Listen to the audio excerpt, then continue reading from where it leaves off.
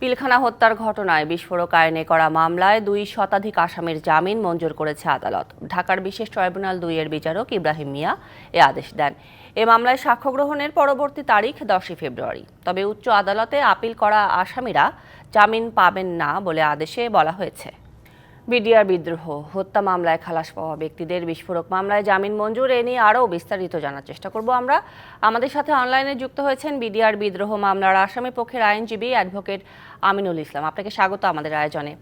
দেশের বিচার বিভাগের ইতিহাসে আসামির সংখ্যার দিক দিয়ে এটি সবচেয়ে বড় মামলা এবং এই মামলার আপনি সবচেয়ে বেশি আসামির আইনজীবী। তো আলোচিত এই মামলার বর্তমান যে অবস্থা, তাতে কি আপনি বা আপনার ক্লায়েন্টরা সন্তুষ্ট?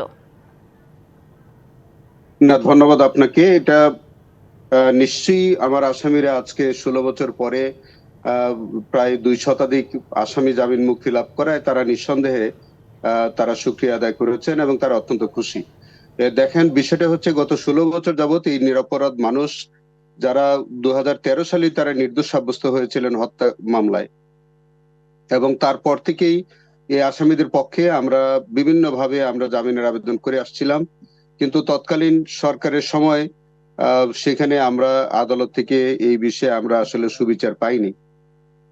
এবং 5ই আগস্টের পরে পরিবর্তিত পরিস্থিতিতে এখন বিচার বিভাগ স্বাধীন এবং একটা আইনের শাসন দেশে প্রতিষ্ঠিত, এবং তারই ধারাবাহিকতায় আজকে আমরা জামিনের আবেদন করলে মাননীয় আদালত অত্যন্ত বিচার বিশ্লেষণ করে ন্যায় বিচার করেছেন বলে আমরা দৃঢ়ভাবে বিশ্বাস করি। এবং তারই মধ্য দিয়ে আজকে প্রায় 2 শতাধিক আসামি তারা জামিনে মুক্তি পেয়েছে। তারা সম্পূর্ণ নিরপরাধ মানুষ, কারণ এর আগেই তাদের বিরুদ্ধে কোনো অভিযোগ ছিল না, তারা নিরপরাধ প্রমাণিত হয়েছিল এর আগে অন্য মামলাতেও।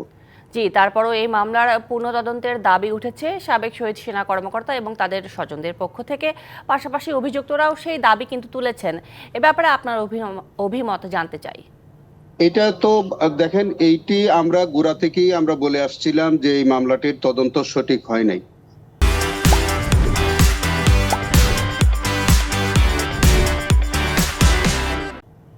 কারণ তখনকার সময় আনিসুজ্জামান কমিশন, তারপরে সেনাবাহিনীর একটি তদন্ত কমিশন হয়েছিল, আজকের যিনি স্বরাষ্ট্র উপদেষ্টা তার নেতৃত্বে একটি তদন্ত কমিশন হয়েছিল, কিন্তু কোনো কমিশনের রিপোর্টই কিন্তু আলোর মুখ দেখেনি। তো দেরিতে হলে একটা জাতীয় তদন্ত কমিশন হয়েছে। এই ঘটনার পিছনে যারা মাস্টার মাইন্ড, তাদেরকে আসলে লাইটে নিয়ে আসা উচিত। এবং আপনি জানেন ইতিমধ্যে ভিকটিম পরিবারের পক্ষ থেকেও অনেককে আসামি করে তারা একটা স্পেসিফিক অভিযোগ তারা দাখিল করেছেন আন্তর্জাতিক অপরাধ ট্রাইব্যুনালে। যদিও আমি আসামিদের নাম আমরা জানতে পারি নাই, তবে আমরা যেটুকুন জানতে পেরেছি তৎকালীন প্রধানমন্ত্রী তারেক সিদ্দিকী সহ তৎকালীন সরকারের ঊর্ধ্বতন যারা রাজনৈতিক ব্যক্তিত্ব ছিলেন তারা এই মামলার মধ্যে আসামি আছেন।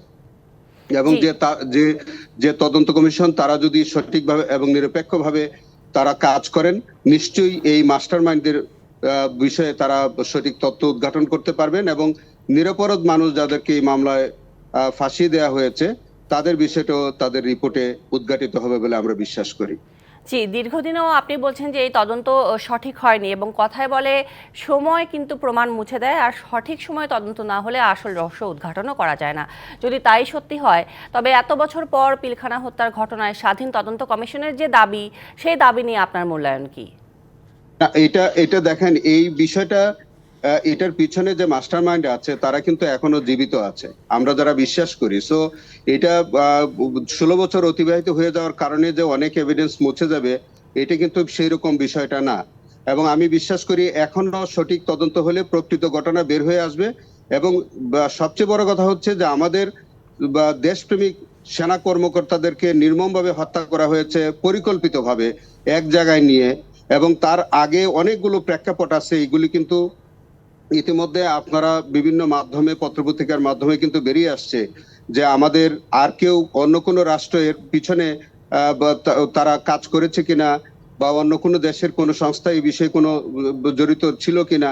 এই বিষয়গুলো কিন্তু ইতিমধ্যে আপনার বিভিন্ন আলাপ আলোচনার মধ্যে এসছে, এবং আমরা মামলাটি পরিচালনার মধ্য দিয়ে আমরা কিন্তু গোড়া থেকেই এই কথাগুলো বলে আসছিলাম যে এই আসামিরা এই হত্যাকাণ্ডের সাথে অনেকেই জড়িত না, এবং এর পিছনে একটা মাস্টার মাইন্ড, একটা গ্রুপ কাজ করেছে।